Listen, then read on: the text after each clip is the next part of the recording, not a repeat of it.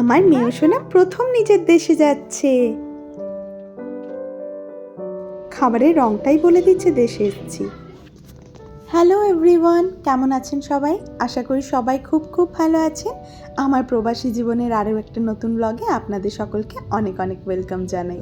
আজকের দিনটা কি ভীষণ যে বৃষ্টি পড়ছে সকাল থেকে, কি বলবো। আর আমরা বেরিয়ে পড়েছি নিজের দেশে যাওয়ার উদ্দেশ্যে। এইটুকু রাস্তা সবে এসছি, মানে ধরুন ওই আমাদের বাড়ি থেকে উঠেছি, মিলান যাব তার উদ্দেশ্যে ট্রেনে।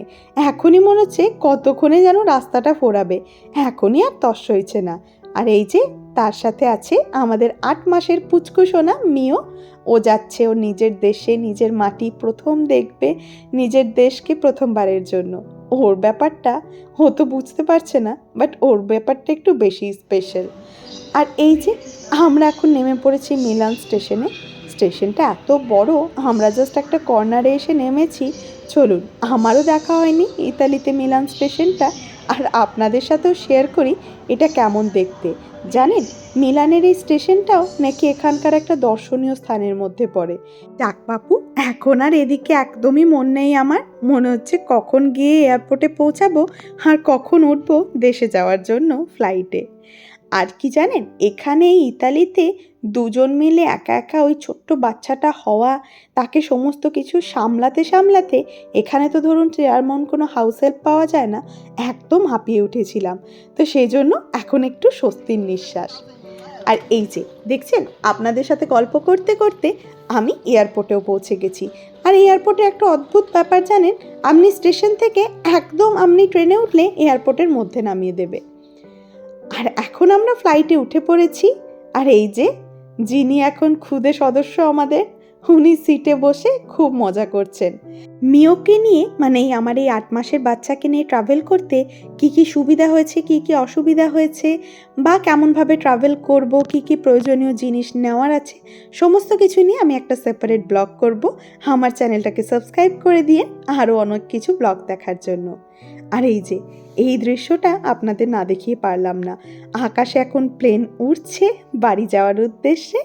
আর এই যে মেঘটা দেখেছেন কি অপূর্ব সুন্দর লাগছে, একদম পেজা পেজা তুলোর মতো শরতের আকাশের। আর আমার এই প্রবাসী জীবনের ব্লগ আপনাদের কেমন লাগছে আমাকে কিন্তু অবশ্যই জানিয়েন। চলুন এবার একটু রেস্ট নেওয়া যাক। আর কি রেস্ট নেব, রেস্ট নিতে না নিতে চলে এসছে আমাদের খাবার। দেখছি একটা বেশ চিকেনের কি সুন্দর জিনিস দিয়েছে, আর তার সাথে একটু জিরা রাইস আর ডাল মতো। আর এখানে আছে একটা বেকড কোনো মিষ্টির মতো একটা কিছু, আর তার সাথে দিয়েছে একটা ব্রেড, একটা দই, একটা বাটার আর একটু জল। খেয়ে দিয়ে এখন আমরা শুতে যাব। আর মিও দেখুন লাইট অফ করে দিয়েছে, তবু ওর বাবার সাথে ওর আর গল্প ফুরাচ্ছে না, ওর আর খেলা ফুরোচ্ছে না। তবে জানেন, এই সামনের সিটটা নিয়েছি, এটা একদিকে খুব ভালো হয়েছে, পাটা একটু ছড়ানো, একটু নিজের মতো ওঠা, বেশ ভালো হয়েছে। এখানে মিও ওর বেসিনেটে শুয়ে আছে, এগুলো আপনাদের পরে একদিন ডিটেলে শেয়ার করব। আর এই যে আমি খাচ্ছি কোক। মিও এখন মাম্মামের সাথে ওয়াকি ওয়াকি করছে, কারণ ও কিছুতেই স্ট্রোলারে বসে থাকতে চাইছে না। তো সেজন্য ওকে নিয়ে একটু এদিক ওদিক ঘুরছি। আর আসতেই দেখলাম ভীষণ সুন্দর একটা মানি প্ল্যান্ট, তো এখানে একটু দাঁড়িয়ে গেলাম। এই যে এই মানি প্ল্যান্টটার কথাই বলছি, কি অপূর্ব সুন্দর লাগছে না চারিদিকটা। আর চারিদিকটা এত ফাঁকা, তার মাঝে একটু সবুজ, বেশ ভালো লাগছে।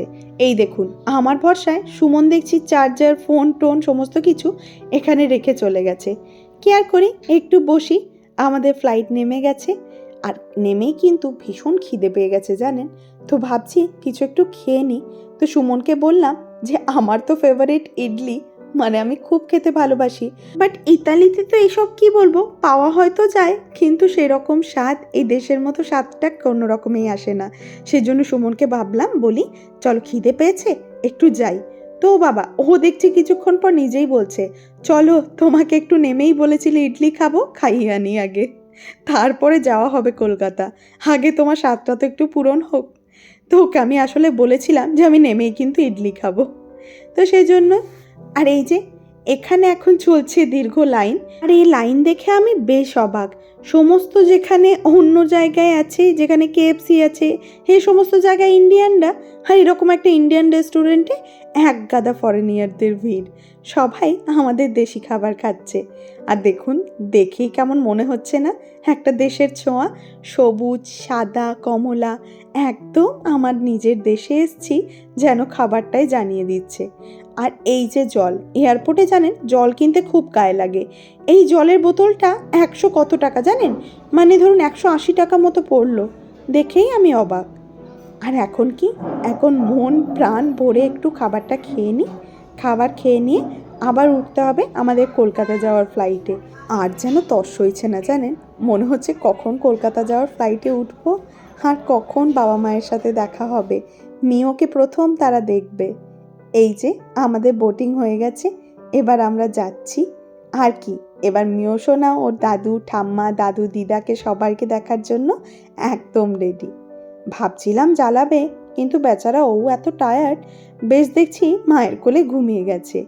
এখন ফ্লাইটে চলে এসছে আমাদের খাবার, আমরা এবার ব্রেকফাস্টটা করব। কিছুক্ষণের মধ্যেই ফ্লাইটও ল্যান্ড করে যাবে।